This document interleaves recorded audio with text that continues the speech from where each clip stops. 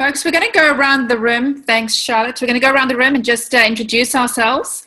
And we'll do it in the order that I'm seeing everybody on the screen. So it'll be with Charlotte first. You want to just tell us where you are in the country or in the world, and what it is that you speak on. And once we're finished, at the end of the meeting, we'll have some time for questions if there is any. There are any. So Charlotte, just where are you in the world? What do you speak on? Anything like that. Okay, there you go. I've unmuted myself. I use Zoom for a team meeting, so I'm familiar with it. Right. I run little training sessions with my teams online. I'm based in South Africa, Johannesburg. And regarding speaking, I'm looking at putting my skill set into a whole different kind of speaking / workshop, which I'm trying to define. So I'm at this point exploring how to do it, what would be the best way to put it together in the newer format than what I've ever done in the past. So that's me. Good. All right. Fantastic. Thank you. Lois, can you tell us about yourself, please? I'm Lois Jochen, based in Cape Town, and I'm going through a complete shift in my business at the moment, increasingly moving into the field of disability awareness and looking specifically at demystifying the concept of blindness. And part of that is towards at any age groups, at schools and corporates, in terms of making corporates more accessible, making products more accessible, websites and things like that. And it's kind of a new journey for me, and I'm quite excited to see where it's going to take me. So that's me. Great. Thank you, Lois. Ross, hi. You're one of our regulars. Please introduce yourself, though, for the guests. Cool. Hi, everyone. Ross. So I'm based in Centurion. So by day, I work for a software company. I look after technology. As far as speaking goes, I speak on technology, company culture, and I also do facilitation on technology.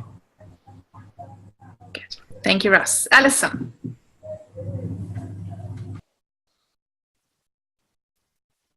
Bottom left-hand corner.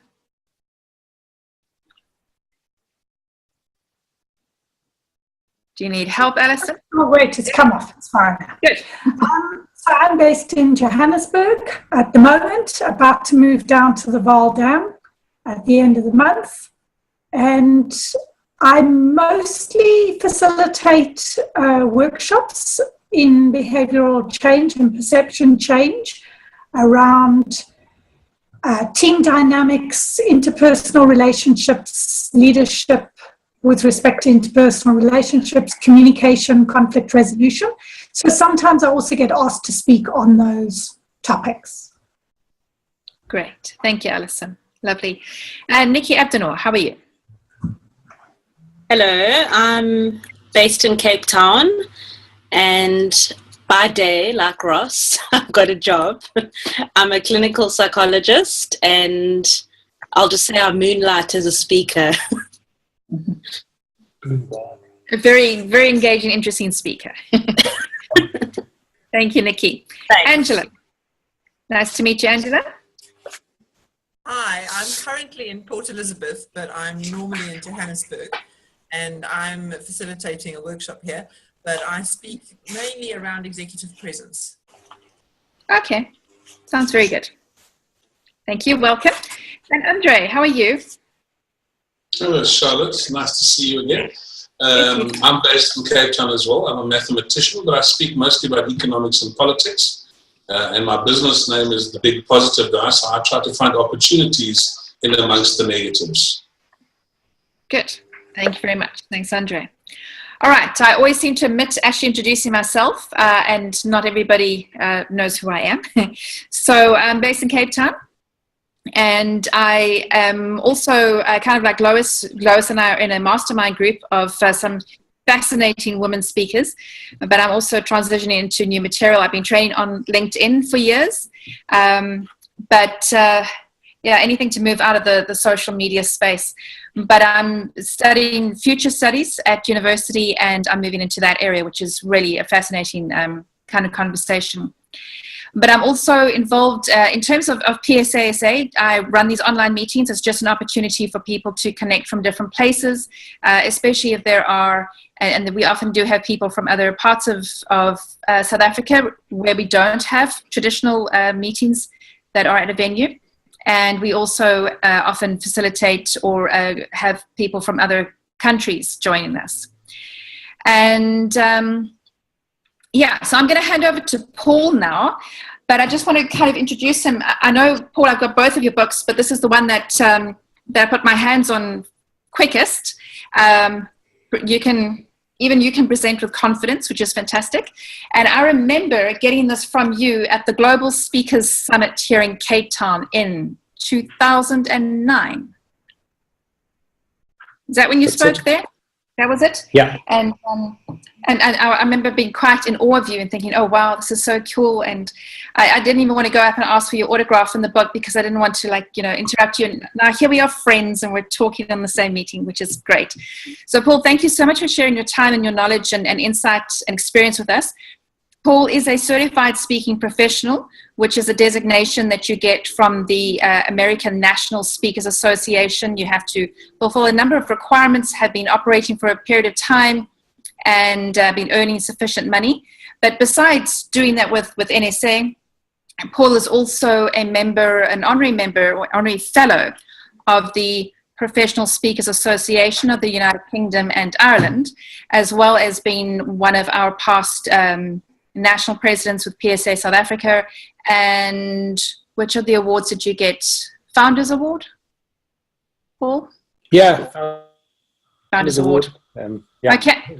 So all of this goes to prove that Paul knows his stuff. He's been around for a long time, and the information and knowledge he's going to share with us tonight, it comes from a lot of experience and insight. And I also know that he's really helpful. So, you know, if he's going to share with us information today, but if you get stuck and you need some help, I'm volunteering Paul's time, but if you drop him a short message, I'm sure he'll give you a bit of guidance because he's really helpful that way. But Paul, I'm going to hand over to you. You're going to speak. Just let me know when you want me to chime in, but you know how to facilitate, so we'll keep going. And just as always, we're going to finish on the top of the hour. So once Paul is finished and we do Q&A, we'll just have a quick see if anybody's got any other questions, but we'll finish by 8 o'clock on the dot. All right, Paul, thank you. Great. Thank you, Charlotte, and hello, everybody. And I'm so glad you've joined in on this meeting because this particular topic is one that often gets neglected. I don't know of any other speaker apart from Roger Knowles who's touched on the subject of contracts at any of our meetings. I just want to mention quickly that that book actually morphed into this. We dropped the even, and it's now called You Can Present with Confidence, which was published in the States. And then the other one that came up in 2013 is The Exceptional Speaker. I don't know if it's the wrong way around for you, but just thought I'd show you that quickly. Okay, so the meeting ostensibly is about contracts and about speaker contracts specifically. I'm coming to you from Sandton, from my home. I'm sitting in my office opposite my computer. And one of the reasons why I want to talk about this particular topic is that I think that there's so much emphasis on the actual business of speaking from a point of view of delivering great content, the delivery side itself, the content side, the ability to be able to tell stories, and all the things that go with it, that we often forget that we need to also get paid. Now, I've been running my own training company. I am a professional speaker, and that does form a stream of my income. But my main business has always been congruence training. We're now in our 22nd year. And the reason that we're in our 22nd year is that when we send out a proposal, we send it out with a contract. And the booking does not appear as confirmed in our calendar until such stage as we have a signed contract. And what I want to warn you is that generally South Africans don't sign contracts. They forget to sign them. So you need to pester them and say that we do not have a confirmed booking with you because we have no contract. Until such time as they pick up your contract, well, they've got to print it out first, take it to the person that's supposed to sign it, get it signed, dated, initialed on each page, scanned and sent back to you. And only once you have countersigned and sent it back to them do you actually have a contract, and it's then in your calendar. Now, we only started doing this about 12 years ago. Previously, we would accept an email that would be sufficient for us, and we'd respond, and we'd take it as confirmed. On the basis of that, and I'm just going to give you a bit of background, about 14 years ago, we had a booking from the South African Revenue Service for some team building up here in Gauteng. To cut a long story short, we got a phone call from somebody else who had not signed the contract 5 days ahead of it, after asking us to book the venue and this, that, and the next thing, to say, no, they were cancelling it. So I said to the person, no, you're not, because you're not the person that sent the email and agreed to it. We need that. Oh, but they're in Namibia. I said, well, I don't care if they're in Timbuktu. We're not cancelling anything until they've come back. And in any event, you're in 100% cancellation territory. So whether you cancel it or not, you're going to pay 100% for it. Well, I'm going to cut a long story short. This thing went backwards and forwards. They put their lawyers onto us and so on and so forth.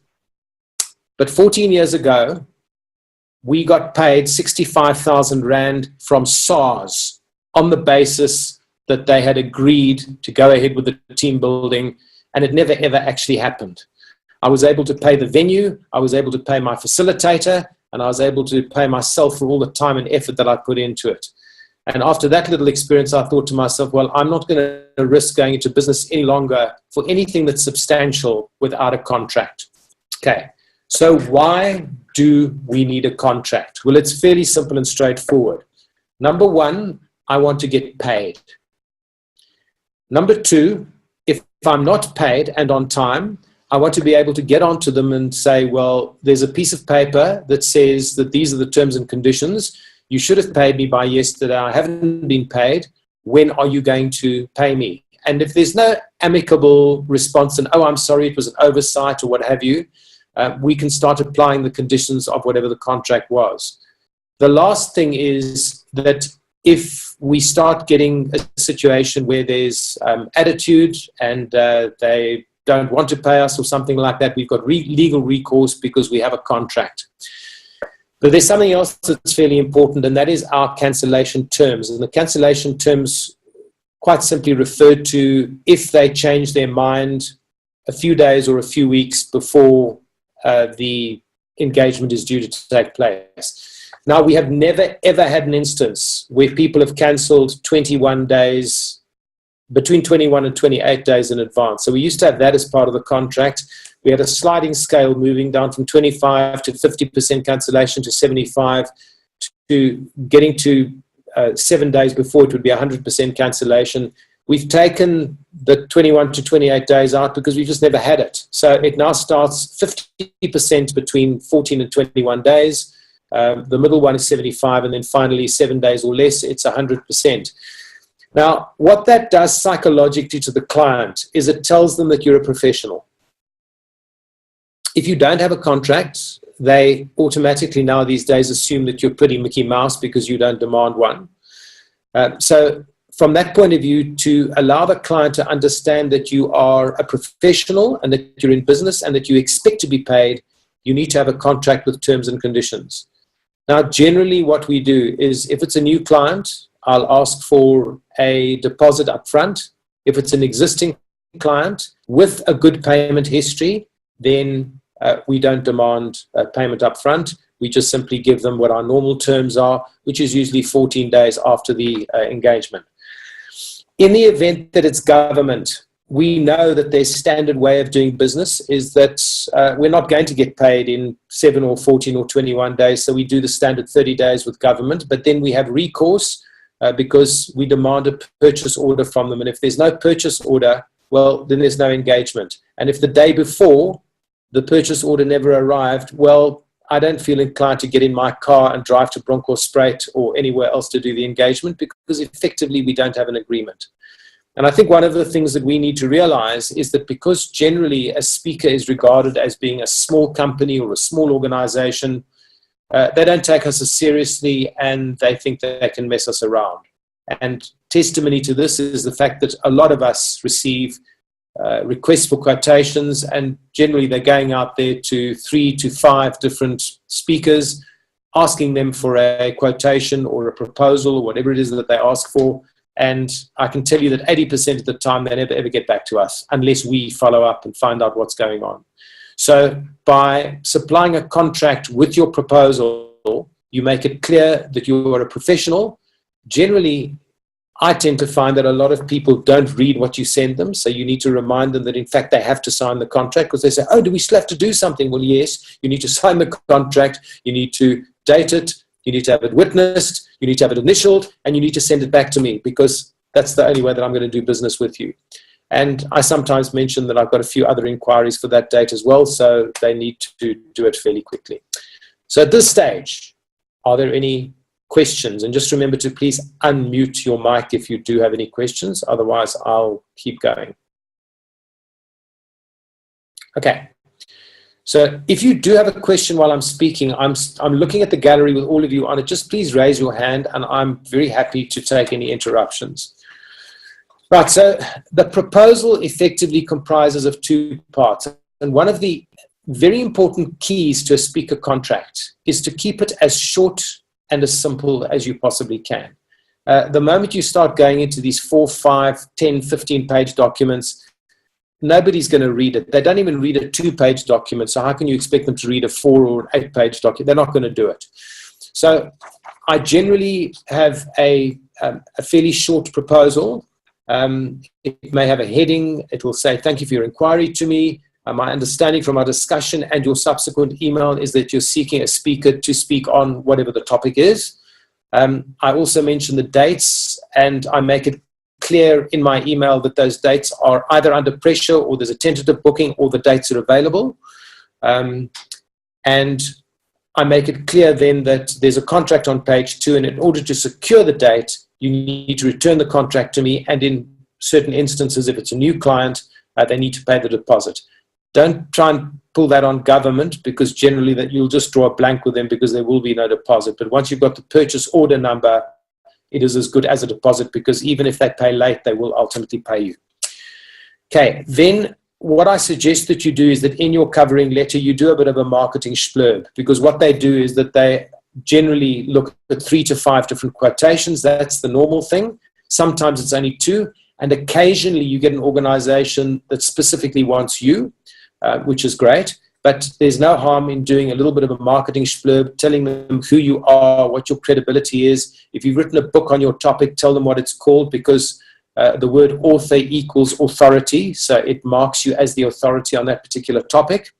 And any qualifications you've got with regard to speaking, please put it onto that document as well. Now, there's an important thing that I put in here next, and I say it will be beneficial to have a telephonic discussion with the head of the team about a week before the agreed delivery date to agree content and logistics and objectives and whatever it is that you want to put in there.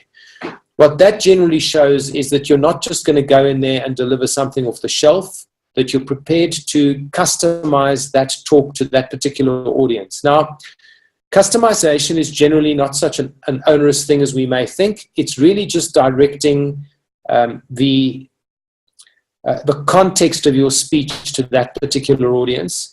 And it's generally expected today that you're not going to just deliver something off the shelf, that you're going to do that. So if it's to the banking industry, that it's fairly finance specific. If it's to the pharmaceutical industry, that maybe 1 or 2 of your examples will be relating to the pharmaceutical industry, and so on and so forth. Okay, and then you need to tell them what your fee is, because in South Africa, as in probably most parts of the world, the decision 50% of the time is made on fee. So they need to understand upfront whether you're a 10,000 Rand speaker, a 15, a 20,000 Rand speaker, or a 45,000 Rand speaker, and you need to make that clear upfront. And in fact, if you manage to have a telephonic conversation before you send out your proposal, it's a good idea to ask the question, what is the budget? What is the available budget? And ask them straight. You can say, is there a budget? But it's better to say, what is the budget for this? And if they come up with, oh, well, we've got 3,500 Rand, well, then you need to decide whether you're actually going to get in your car and go and do that engagement, especially if it's in Dar. If you know what, that was supposed to be funny, so if you found that funny, you can laugh a bit. Okay, great, got you. Okay, so tell them what your fee is, add the VAT on, tell them what they're going to be paying in total, separate it, because the the fee portion without the VAT is actually what they've got to budget. So they need to see that, because if you just show them, well, it's going to be 31,923, well, that may be whatever, 25 grand plus VAT, but it looks more than it actually is. So break it down so that they can see it and make a proper informed decision. Because once again, I'd like to remind you that generally people don't read. The other problem that you do have is that very often the proposal is requested from the person who does not make the decision. So you're not even having contact with them. And if that's the case, try and have a word before you send the proposal with the person that's ultimately making the decision. It's quite important. Might be the difference between you getting the gig and not getting the gig. Okay, and then the last line would be, and this is all in the document that I've sent you, my terms and conditions of engagement appear on page 2. Client testimonies can be found, and then you can do a URL to your video and other testimonials. And then I look forward to your response sincerely, and then put your entire signature there with your website and all the links that are necessary. Okay, at this stage, any questions, or should I just keep rolling? Keep rolling? Great. Okay. Let's come to the contract. So there are 7 points on this contract. Now, this is really the same information that I delivered to the chapter meeting, the KZN chapter meeting in January. And the document that I've now sent to you is something that was checked over by Roger Knowles, who's actually a lawyer and a past PSASA national president. So the very first thing that I put there is their company, the agreement between, my company, terms and conditions of agreement, and then once a date is agreed between the parties, the client, and in our case it would be Congruence Training Pty Limited, representing the speaker, Paul Toit, CSP, please sign where indicated and initial every other page on the bottom left-hand corner. An invoice will be issued by the provider, payable in full, X amount of days prior to the service being delivered or X amount of days afterwards, depending on who you're dealing with. Okay, so that's basically setting the scene. Now, point number 2, in the event that payment is not received by the provider within on due date, a 5% admin surcharge will be levied. So what we're saying to them is, folks, if you don't pay on time, you're going to be hit with 5% because you are late. And late means 1 day late.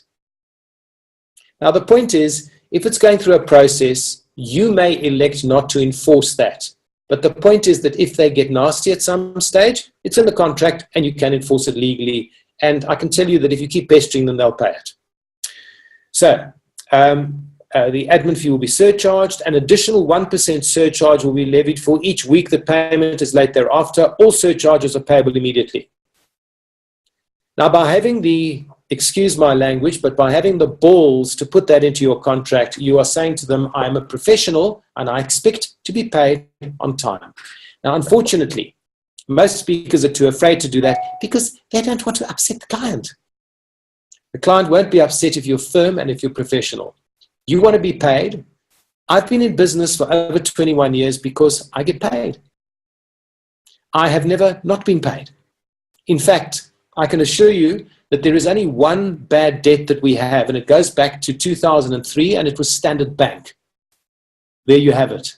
It was a public delegate. The amount was something like 2,300 Rand, and we just thought it wasn't worth chasing a bank because the person that authorized it had left the company and they couldn't find the authorization. So we just left it. Apart from that, any substantial amount, whether we've had to fight for it, and we have found that approximately once or twice a year, there's something that we have to go after, and it's normally a cancellation. I can also tell you we've been paid sometimes for services that have not been delivered because the client has messed around, not sent us the venue, not sent us something. We have ended up getting paid because there was a contract and they reneged and we didn't. Now, that may sound a little bit harsh, but the point is I may be a speaker and I may be a trainer and I may love people, but I'm also a businessman and I employ a full-time office admin person. I employ a part-time financial manager, and I have 2 full-time facilitators in addition to myself. I can't afford not to get paid because if I can't pay them, then I don't get paid because their salary has got to come out of my salary, and I don't want to do that because I like getting paid. So quite simply, I'm strict about my contract because I expect to be paid. And I do get paid every month, and I've been paid now for a long time because I have a contract. Okay, any questions at this stage? Right, so let's keep going. Number 3. Sorry, could I ask a question? More, sorry, Yes. on that.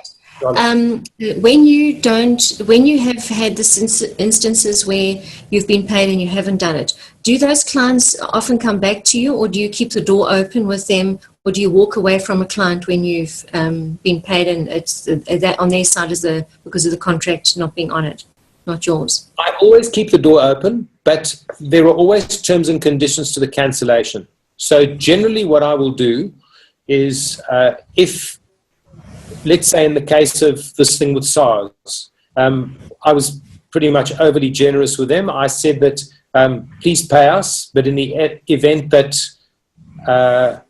that you schedule it with us again within 3 months, we won't charge a penalty fee. And I arranged that then with the venue. Well, they never rearranged. We never got a rebooked date with them. And eventually when we knew that the thing had fallen apart, we simply went after them.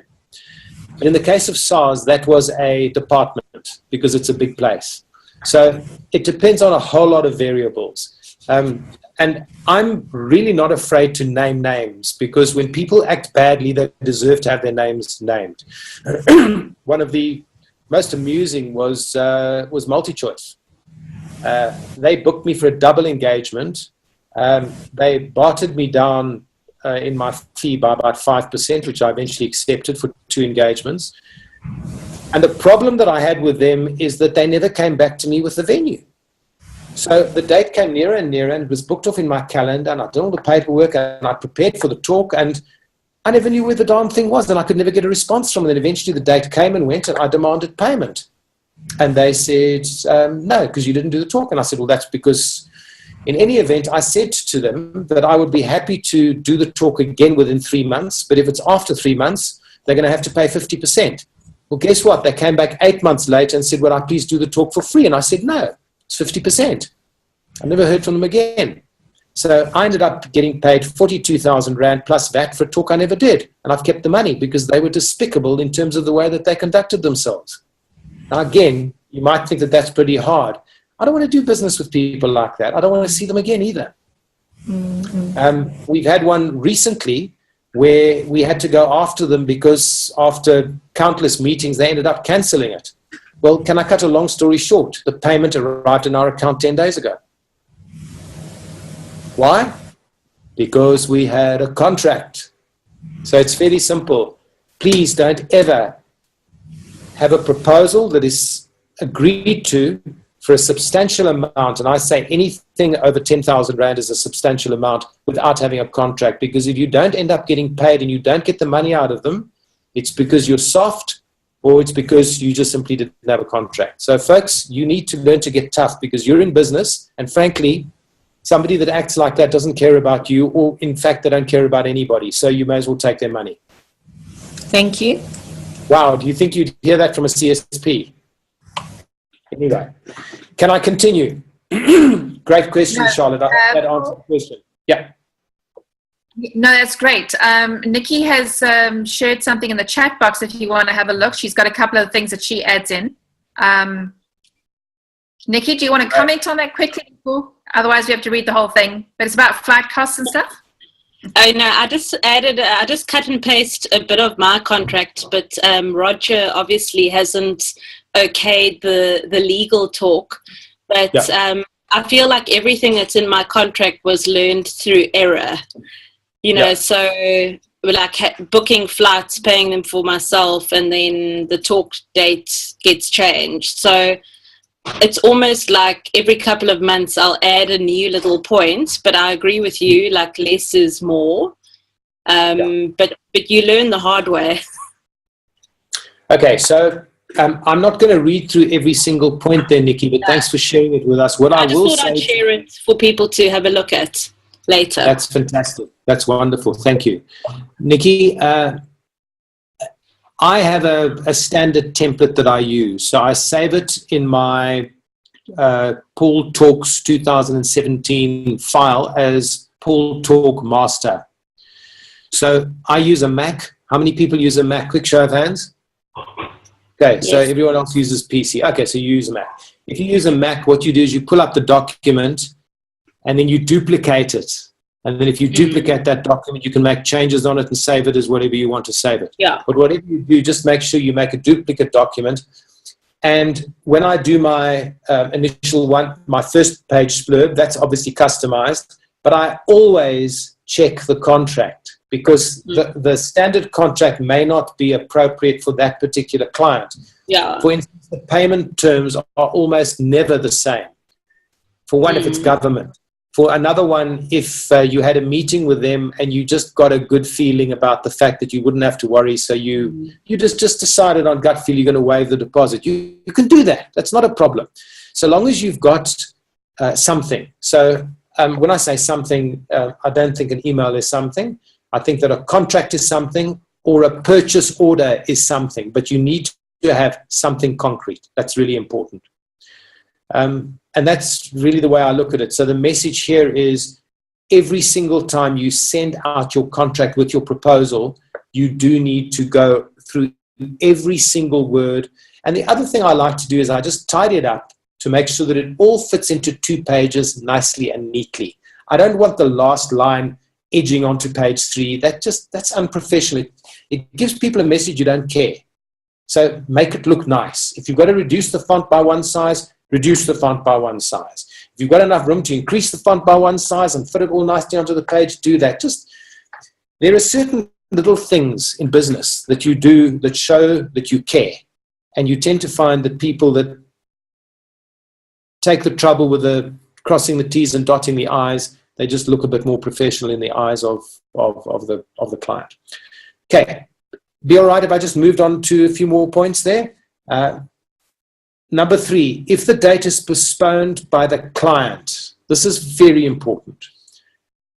The full balance of fees is still due, listen for this, on the original agreed date, in which event a 10% surcharge will be levied, payable 15 days prior to the new date. So what we're saying is you've still got to pay me on the original date.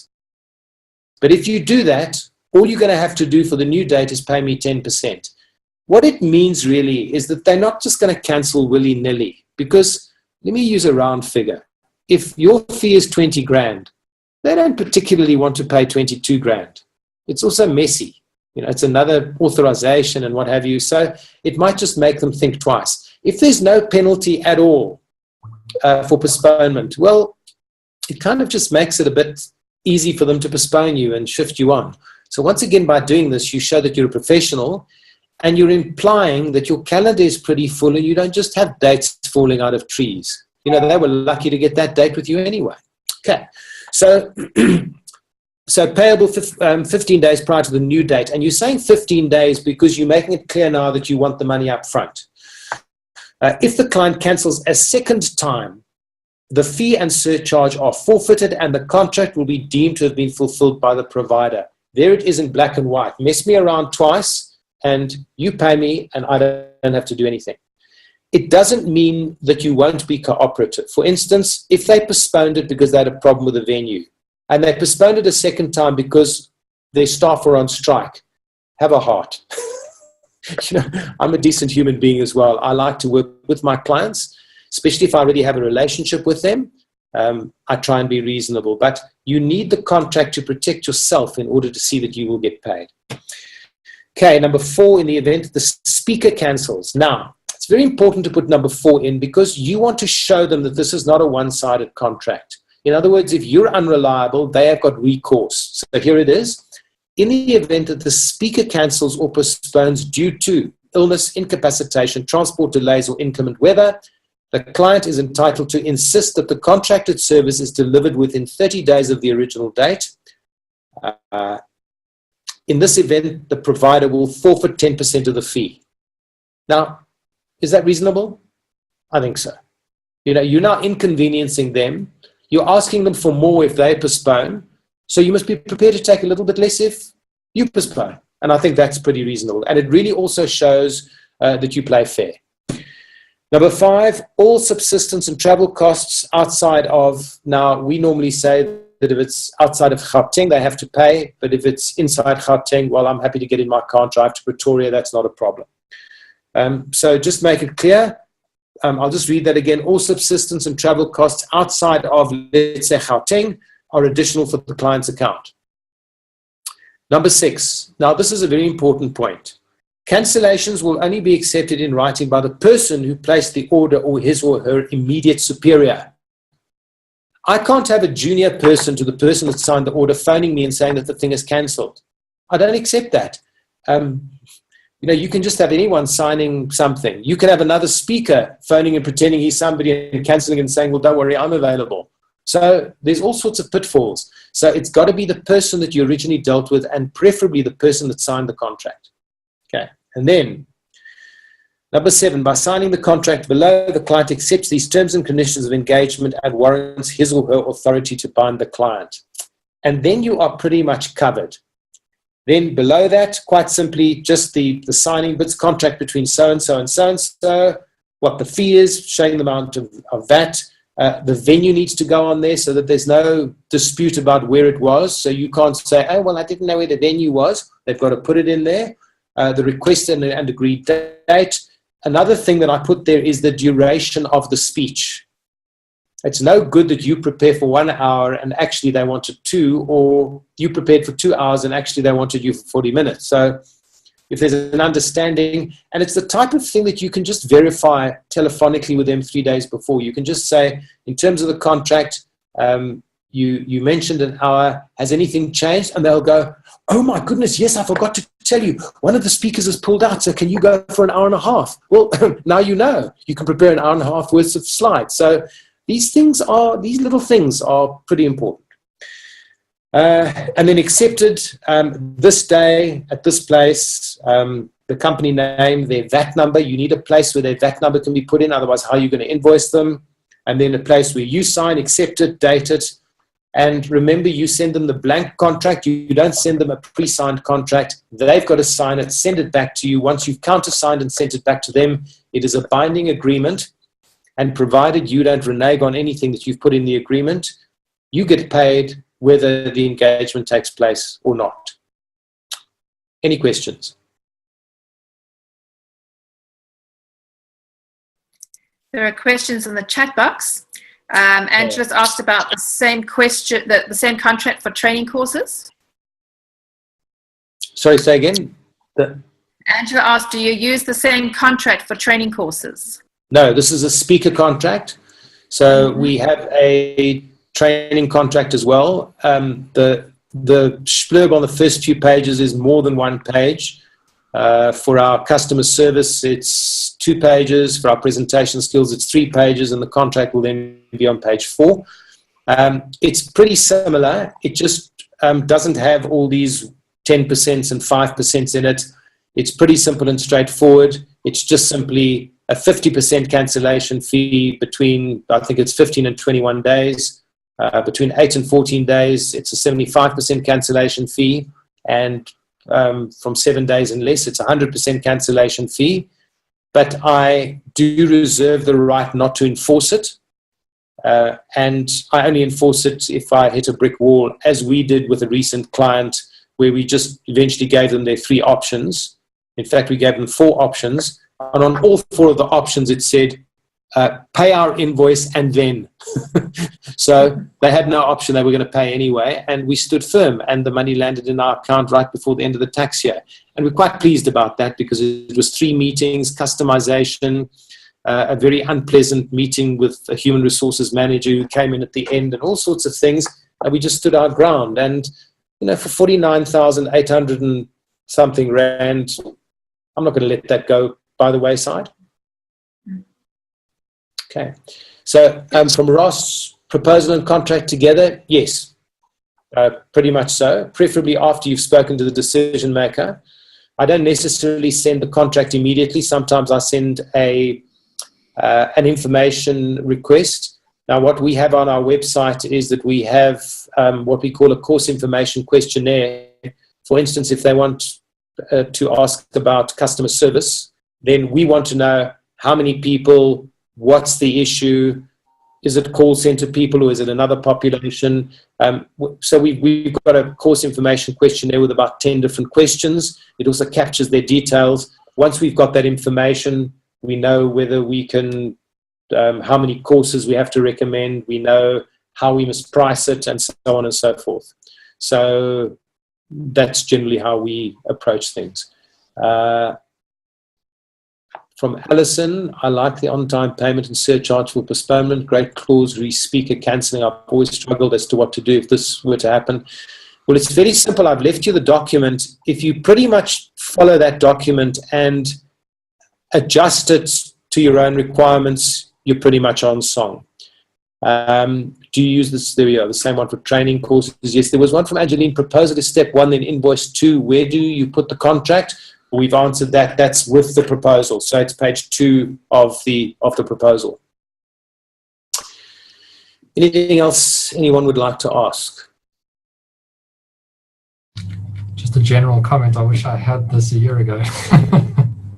Yeah. Well, look, this is something we've developed over time. And it's, I'm not going to say that it's made us money, but it's made sure that we haven't lost any money. Because we work pretty hard, you know, the number of proposals we put out, and please don't think that you're any different from anyone else. You can have a very nice conversation with somebody over the telephone. You might think, wow, this is a great lead that's come in and what have you, and you send the proposal and they say, yes, please give us dates and what have you. And you just never hear from them again. Now, that can happen for any number of reasons, and it's often not anything you've done wrong. It might be they went to their boss and their boss said, no, it's too expensive, get somebody cheaper, or else they had a friend that did it that they wanted to give the business to, or they decided to put it on hold indefinitely, or there's any number of reasons why it happens. So the point is, when we get to the stage of an agreement, people don't make agreements lightly. Once they've made an agreement, then both parties have agreed to do business. I'm not going to let that go very easily. So, yeah, we have a contract, and the contract has worked very, very well for us, and it has gained us a lot of respect. And the interesting thing is, once you've got a contract, generally people don't quibble because they don't have time to go to court just as much as you don't. Can I just say to you, we have never dragged anyone to court. We usually just get paid.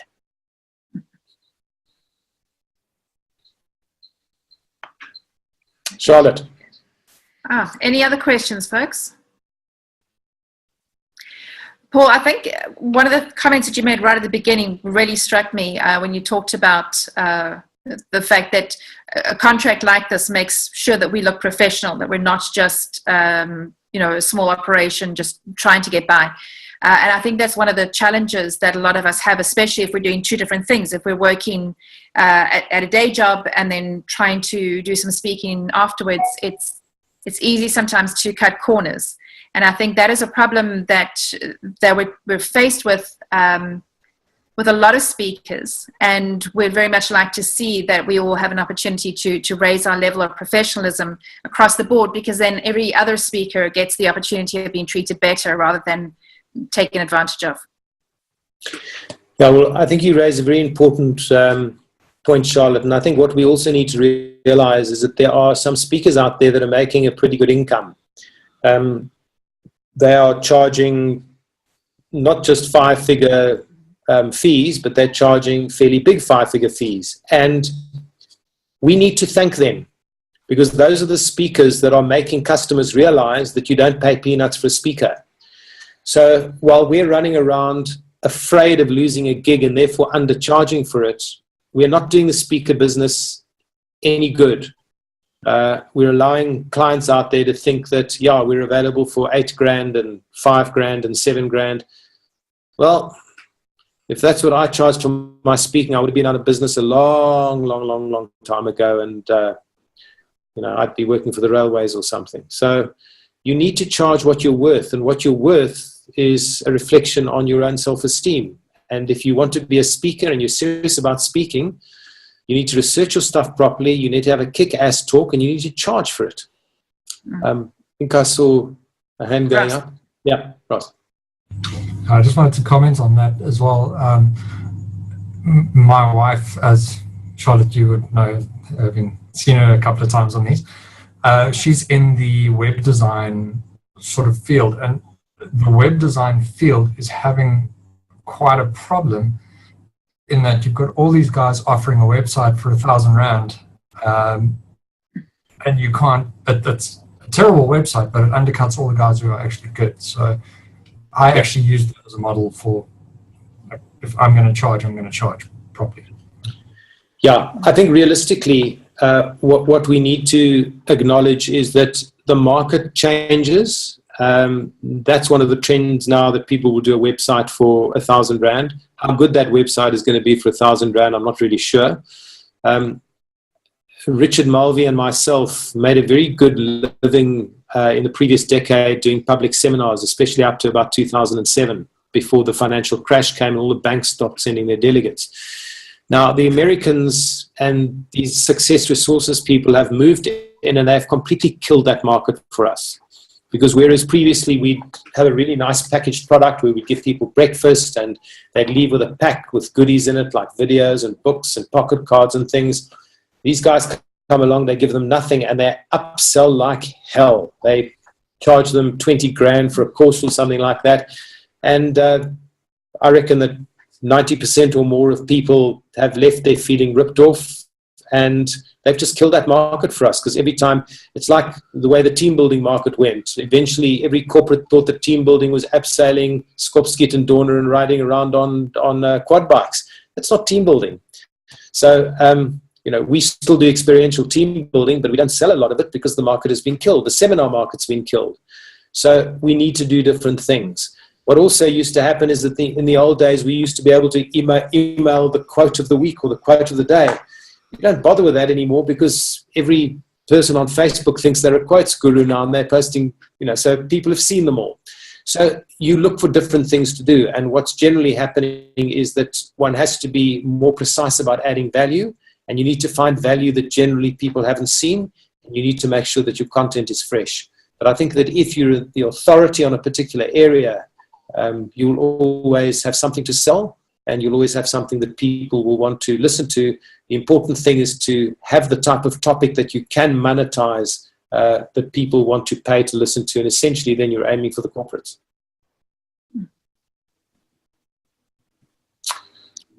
Cool. Anyone else got anything they'd like to ask? I don't have a question. I just want to say thank you very much for sharing all the information with us. Great. You're very welcome. And the document as well. Thank you. No problem at all. And you're very welcome if you've got a speaker friend who wants to have a look at the document, please send it to them as well. I'm really not possessive about it. I'd like to help as many speakers as possible to protect their business, and I'd really like to feel that as a result of our little meeting that we had this evening, that you never ever don't get paid again or get shortchanged. That'll be great. All right, folks, thank you very much. Paul, thank you for that insight. It's always great to have somebody with experience and the war stories to share with us and to encourage us at the same time. So that's fantastic. You're very welcome. Thanks, everyone, for joining in. Lovely to meet you all. Just a reminder. Yeah, we have this meeting once a month. We're just trying to confirm which date to have it on, but you'll get the information for the next 2 or 3 meetings coming out quite soon. If for any reason you don't get the content in time or you don't get a code, you're welcome to contact me. It's easy enough to find me. It's charlotte@charlottekemp.co.za. And Andre dropped me an SMS just now just to check on details. That's not a problem at all with that. If you have any people that you'd like as on this particular event, you can also let me know. That'll be nice. And we do record them, obviously. I didn't give everybody that warning beforehand, but you all behaved quite nicely, so it's all right. No embarrassing facial features here. But we record them. I do a little bit of editing. We'll pop it up onto YouTube shortly, so keep an eye on Facebook or Twitter, and you'll get the links back to the YouTube channel. I see Ramesh joined us at some point. We can't see a picture there. I don't know, Ramesh, if you want to turn on your video and your sound and just say hello. Oh, and Paul's cat. And this is Spike. Hello to everybody. That's Spike. I want to do a blog post about all the cats, dogs, and other wild animals, well, actual wild animals that have joined me in training sessions over the years, which has been quite interesting. Ramesh, are you there? All right. We'll just leave it at that. Folks, the Professional Speakers Association has their annual conference at the end of this month in March here in Cape Town. If any of you happen to be interested in that and want to know, drop me an email and I'll let you know about that event, but it'll be great fun. And yeah, we're looking forward to that. We'll see you there, Paul. I've never missed one, and I'll be there in Cape Town. Yes, I was thinking about that the other day. There are one or two other people who are not going to make the meeting. I think you might be like a record holder now, being the only person who's attended all of them. Steph. Steph can't make it this year. There we go. You're the record holder. All right, fantastic. Okay, folks, thank you very much. We'll catch you online again next month. And good luck, and I hope your speaking business improves, and I hope you always get paid. Thank you. Thank you. Cheers, folks. Thanks for joining us. Bye.